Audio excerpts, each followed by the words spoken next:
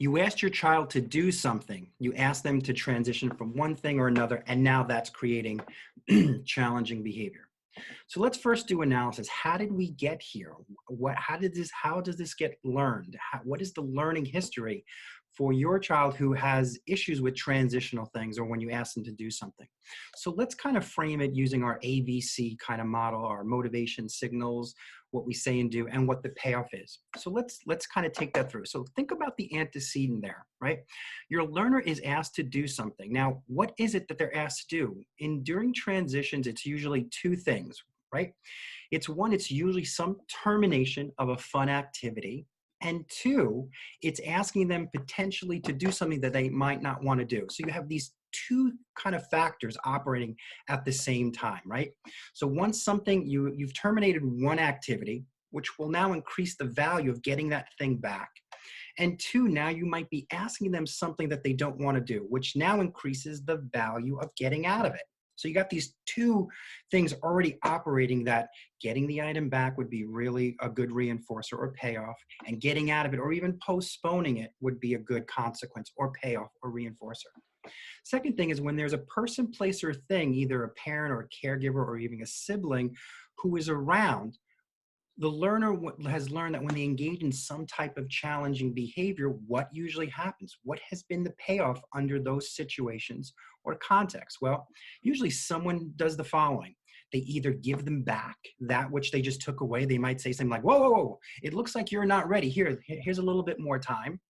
Or they might postpone or allow the individual to escape. We'll wait until you're ready. It seems like, you're not ready to do this. And as a result, what happens is there might be a brief cessation of the aversive activity, if you will.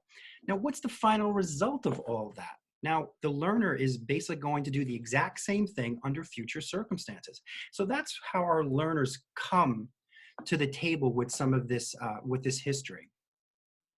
So now let's talk about some strategies. Let's talk about proactive strategies, reactive strategies, and adaptive. So as I go through this list, this is not an exhaustive list. These are kind of your bare bones minimum.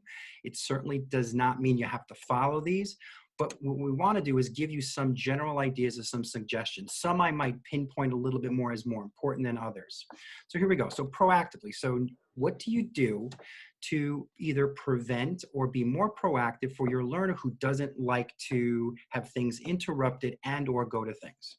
Well, the first thing we'd like you to do is consider the transition, right? Remember, a transition is a movement from one environment to another.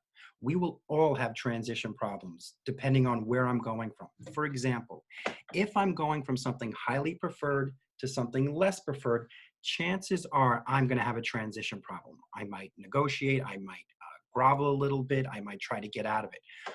But if you're going from something less preferred to something highly preferred, typically there will be no transition. So we want you guys to think about is, what are those activities, what are those daily transitions where your learning is willing to go, and I'm sure it's from a low to high, versus from high to low, those things that typically are evocative. So if you think about a lot of our Zoom sessions, what usually happens? The learner's at home, they're sitting down, they're playing with their favorite thing, they might be on the iPad, and now because it's 10 o'clock and it's time to have OT now with Lindsay, mom might say, well, this is finished and now it's time to go to OT with Lindsay. And now what happens? So we want you guys to be cognizant of that. So once you consider that transition, you're in a better place to make a determination of what might you do if you're going from something low to high. So if you're in a situation where you're going from something low to high, no problem. But if you're going from something highly valued to less valued, here's some things we would suggest. Well, one, you can use a promise reinforcer or some incentive system. That is, you can, from the high to the low, you can have them bring the item that they currently have with them, so you're not terminating it. Or what you're trying to do, you're trying to find, can I take something that would be really valuable, really strong, and equate it with the activity that is less preferred. And that's why we talk about token systems, or some of the families we've asked, can you find that one reinforcer that you're only going to use for this particular thing? And what we're basically saying is, can you take that high preference reinforcer and put it with the low to give it more motivation so that when the learner has to go, they are much more likely to go. You can give a warning. There has been some research that says giving a child a warning has been helpful. I probably wouldn't spend too much time on it, developing it. A simple warning, like a countdown, could be helpful. It's typically helpful for those individuals who are very anxious about not knowing what's next. So if your learner is very uncomfortable or anxious about what's going to proceed, I would certainly say give a type of warning.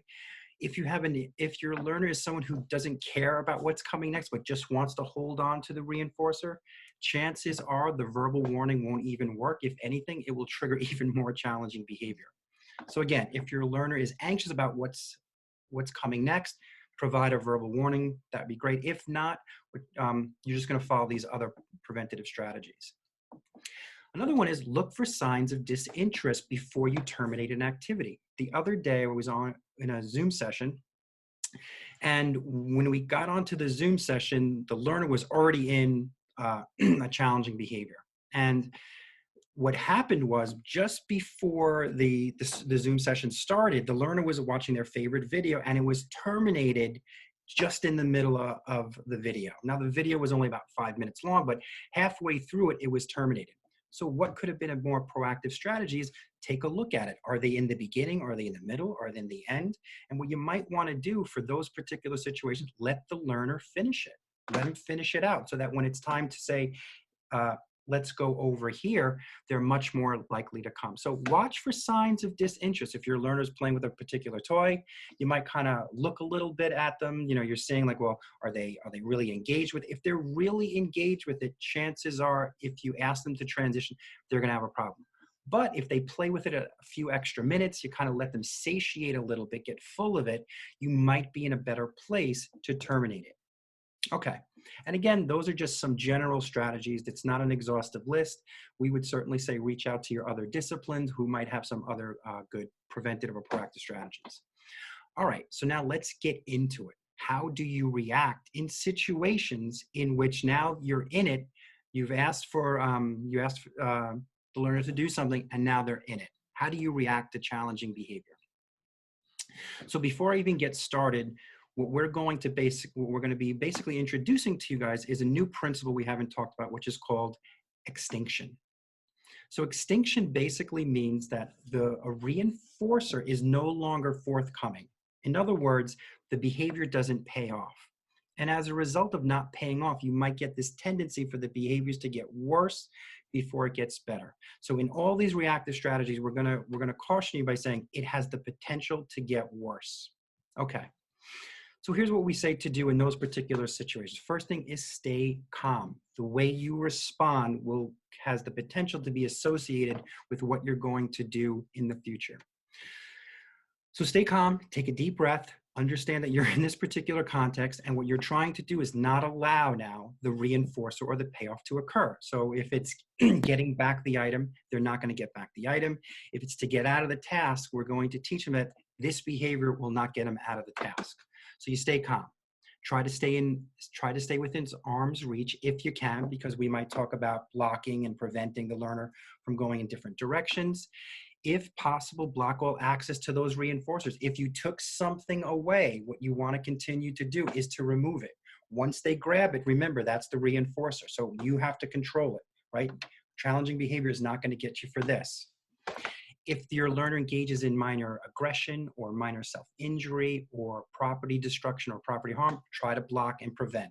All the while you're asking yourself, is this hitting a critical mass for me that's too uncomfortable? If it becomes uncomfortable, immediately call your behavior service team and we will walk you through it. Try to avoid eye contact. Now, why do we say avoid eye contact?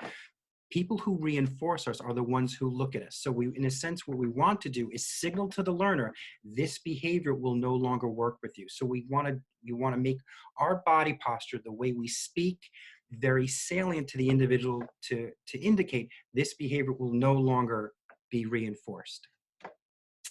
We then say, Keep the demand going. It's called the keep it going intervention, if you will. Keep the demand going every few seconds or so, or every few minutes or so, whatever that might be. What you don't want to do is you don't want to nag the child and keep saying, you got to do it, you got to do it.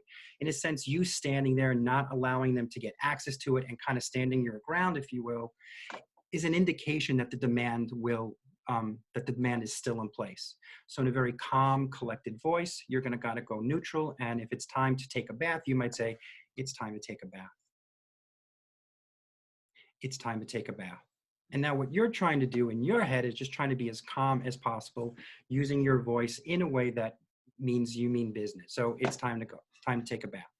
It's time to take a bath. If you feel comfortable, we would say is if you can physically guide the learner to it, don't make it a power struggle.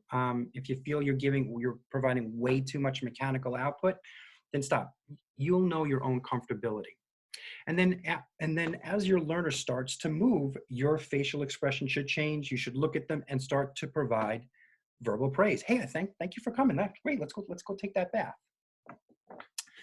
So let's talk about now adaptive. So how do I replace the challenging behavior? So think about it. Screaming and crying or tantruming has done two things. Has one, gotten them access to the things they wanted, and two, has gotten them out of things.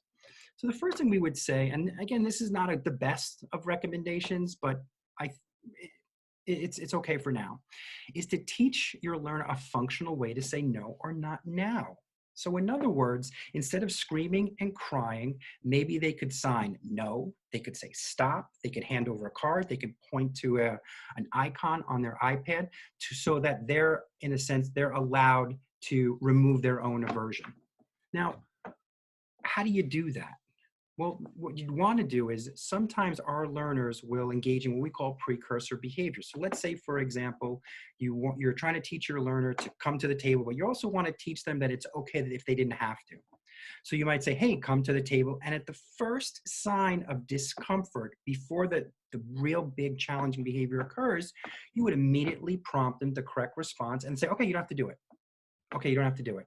And then what you do is you kind of subsequently teach that across different aversive activities. Now, here's the rub.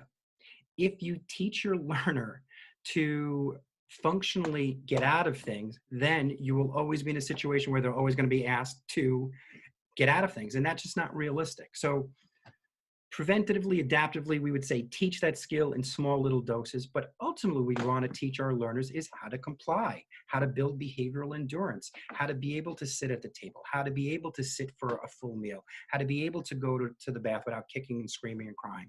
So what do we say to do that? Well, you shape it in small little doses. You ask these small little things and you provide strong reinforcement and you slowly build up the length, the time, the complexity. Let me give you kind of an example. Let's say you're at Zoom and now you have to do a full half-hour session. That might not be the best interest in your learner and yourself. So what we'd say is, hey, do 5 minutes. 5 minutes, sit down, you interact a little bit, you respond for a few minutes, and then after 5 minutes, you get to leave and you get to go to your reinforcers. The next day, it might be 6 minutes. The next day, it might be 10 minutes. The next day, we might drop it back down to keep some momentum. It might be 5 minutes. And what you slowly do is build momentum. If you think about our lives are this kind of huge chain of behaviors before we get our reinforcement. So that's another way to kind of teach adaptively. Again, these are just our general strategies. I would certainly check in with all other disciplines who might have other cool ways to teach more adaptive skills. So I'm going to leave this off now with Aisha. Do you want to talk about special considerations? Sure. One special consideration to keep in mind is that the behavior might escalate in intensity and length. We want you to always stay the course if you can. If the behavior continues to persist or increase in an uncomfortable, dangerous manner, please be sure to reach out to any one of us for our help. Right. And as we go through each one of these contexts, that special consideration will be embedded at the bottom. And again, I just want to say it over and over again for each one of these things. When our behavior is no longer reinforced, it will have a tendency to increase in frequency, duration, intensity, You might see novel behaviors. It's those moments where if you understand what's happening, you will realize it's actually working. It seems very counterintuitive. I can't tell you how many times we've been through these situations where we've explained this, what to do, but without the foresight of explaining it's going to get worse. An hour later, the parent is calling us, going, "What the hell did you do? It's getting progressively worse." And we forgot to kind of prep them for it gets worse before it gets better.